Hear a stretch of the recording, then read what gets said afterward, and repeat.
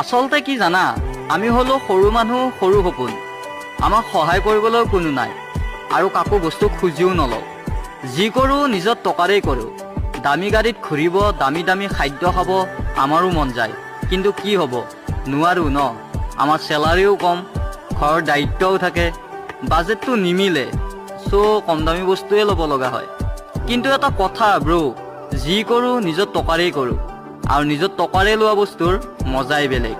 এতিয়া আকৌ কমেণ্টত কেইটামানে ক'ব যে তোৰ বাপেৰৰ অকাত নাই।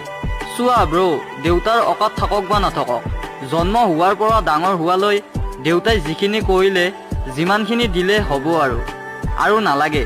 এতিয়া সময় মোৰ, এতিয়া মা দেউতাক কিবা এটা দিবলৈ মোৰো মন যায়।